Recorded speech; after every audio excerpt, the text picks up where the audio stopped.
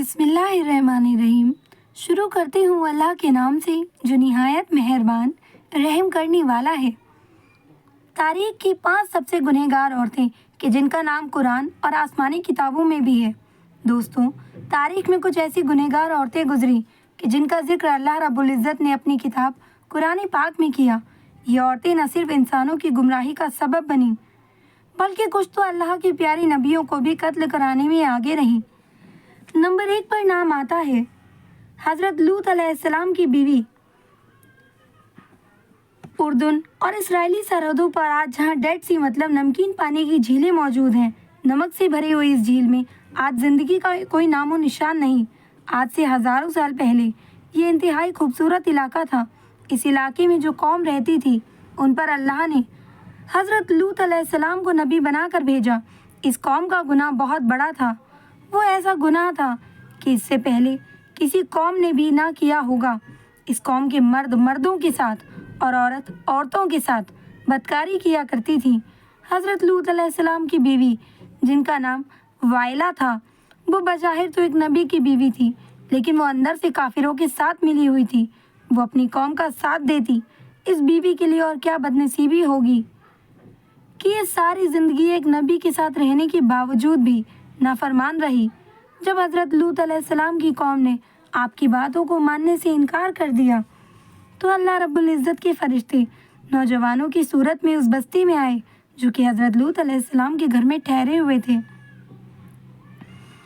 حضرت لوط علیہ السلام کی بیوی جو اپنی قوم کے ساتھ ملی ہوئی تھی، اس نے جا کر اپنی قوم کو بتا دیا کہ کچھ نوجوان ہمارے گھر ٹھہرے ہوئے ہیں۔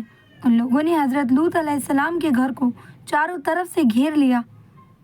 اس پر فرشتوں نے حضرت لوط علیہ السلام کو ان کی قوم پر عذاب لانے کی خبر سے آگاہ کیا اور حضرت لوط علیہ السلام کو حکم دیا کہ آپ اپنے گھر والوں کو لے کر یہاں سے نکل جائیں۔ حضرت لوط علیہ السلام ابھی راستے میں ہی تھے کہ ان لوگوں پر اللہ کی طرف سے پتھروں کی بارش شروع ہو گئی۔ آپ کی بیوی جو اپنی قوم کا ساتھ دیتی تھی، وہ بھی اپنی قوم کے ساتھ ہی پتھروں کی بارش میں ماری گئی۔ سادم کے پہاڑوں میں آج بھی وائلہ کی آبادی موجود ہے۔ حضرت لوط علیہ السلام کی بیوی کا تذکرہ قرآن پاک کے علاوہ بائبل میں بھی آتا ہے۔ نمبر 2 پر نام آتا ہے حضرت نوح علیہ السلام کی بیوی کا۔ نوح علیہ السلام کی بیوی قوم نوح شرک جیسے گناہ میں مبتلا تھی۔ اس قوم کے لوگوں نے اپنے سرداروں اور نیک لوگوں کے بت بنا لیے اور وہ ان کی عبادت کیا کرتے۔ اللہ رب العزت نے حضرت نوح علیہ السلام کو اس قوم پر نبی بنا کر بھیجا۔ یہ قوم اتنی ظالم اور نافرمان تھی کہ وہ اپنے نبی حضرت نوح علیہ السلام کے گھر میں داخل ہو کر آپ پر ظلم کرتے اور حضرت نوح علیہ السلام کو اپنی مجلسوں سے نکال دیتے۔ آپ کی بیوی بھی ان کافروں سے ملی ہوئی تھی۔ اس کا نام واہلہ تھا۔ یہ عورت کافر ہی نہیں بلکہ اس کا رہن سہن بھی کافروں جیسا تھا۔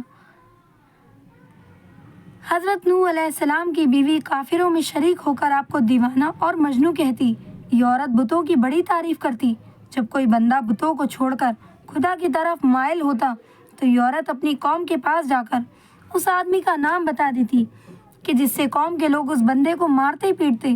اس طرح سے وہ بندہ بھی ڈر و خوف کے مارے بتوں کی پوجا کرنے پر دوبارہ آمادہ ہو جاتا۔ واہلہ نامی اس عورت نے حضرت نوح علیہ السلام کے بیٹے یام کو بھی کفر میں مبتلا کر رکھا تھا، لہٰذا آپ کا یہ بیٹا بھی ماں کی طرح کافروں سے مل کر آپ کی مخالفت کرتا۔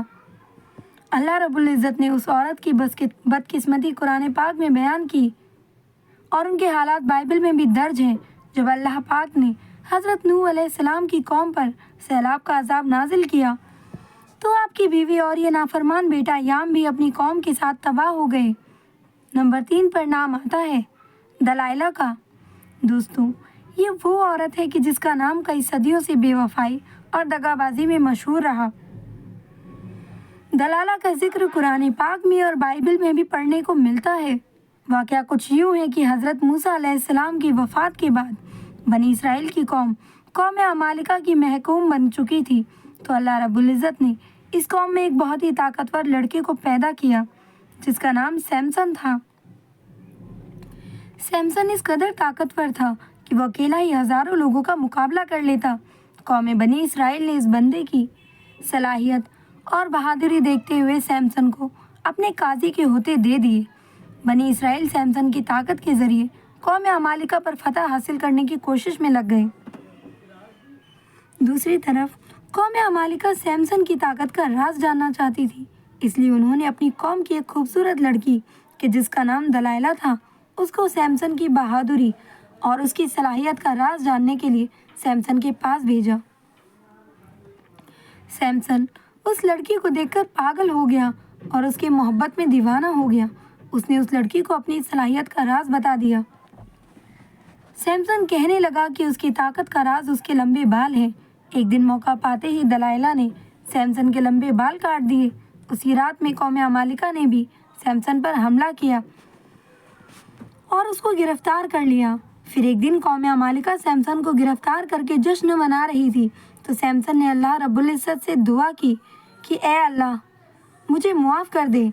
اللہ پاک نے سیمسن کی دعا قبول کرتے ہوئے اس کی تمام طاقت واپس کر دی۔ طاقت واپس آتے ہی جس ستون کے ساتھ سیمسن کو باندھا گیا تھا، سیمسن نے اس ستون کو زور سے کھینچا تو سارا کا سارا محل زمین پر آ گرا، جس کے نتیجے میں دلائلہ اور قوم عمالقہ کے بے شمار لوگ موت کے گھاٹ اتر گئے۔ نمبر 4 پر نام آتا ہے زیزبل کا، لبنان کے بادشاہ کی بت پرست بیٹی۔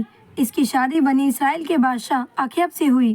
زیزبل نے نہ صرف اخیب کو بت کی پوجا پر لگایا بلکہ تمام رعایت میں خدا کو ماننے کی بجائے بے شمار بت بنا دیے تاکہ لوگ ان بتوں کی پوجا کرتے ہوئے گمراہی سے باہر نہ نکلیں۔ ایک دن قوم کے ایک نیک بندے حضرت یرمیہ نے زیزبل اور اس کے شوہر کو کہا کہ تم لوگ بتوں کی پوجا کرنے سے بجائے ایک خدا کی عبادت کیا کرو، اسی میں تمہاری بھلائی ہے۔ اس ظالم عورت نے حضرت یرمیہ پر خنجر چلا دیا کہ جس سے وہ وہیں پر شہید ہو گئے۔ شہید ہوتے ہوتے حضرت یرمیہ نے اس عورت کو بددعا دی کہ اے عورت، بہت جلدی تیرے خوبصورت بدن کو کتے نوچ نوچ کر کھائیں گے۔ اس کے بعد اللہ تعالیٰ نے اس قوم پر حضرت الیاس علیہ السلام کو بھیجا۔ ان کے آنے کے بعد یہ عورت ایمان لے آنے کی بجائے آپ کو بھی مارنے کے لیے تیار ہو چکی تھی، لیکن ایک دن اچانک اس عورت کو حضرت یرمیہ کی بددعا لگ گئی اور ملک اسرائیل پر سرحدوں کی قبائلی وحشیوں نے حملہ کر دیا۔ ان لوگوں نے ملکہ جیزبل کو زخمی حالت میں سڑک پر پھینک دیا، یہاں تک کہ بہت سے جنگلی کتے جیزبل کے ارد گرد جمع ہو گئے۔ کتوں نے اس لاش کو نوچ نوچ کر کھایا۔ نمبر 5 پر نام آتا ہے عتالیہ کا۔ حضرت الیاس کے دور سے تعلق رکھنے والی جیزبل نامی ملکہ کی ہی بیٹی تھی، اس کا نام عتالیہ تھا۔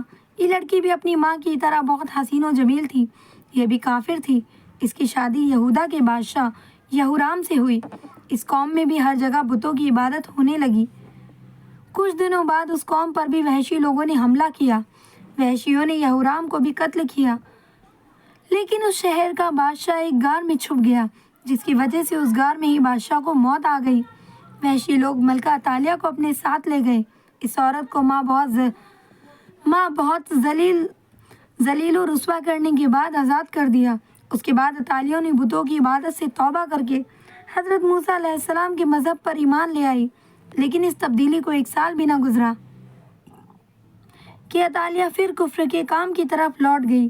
اس کی بیٹی کے قتل کے بعد ملکہ عتالیہ کو ہی سلطنت یہودیہ کا تاج پہنا دیا گیا۔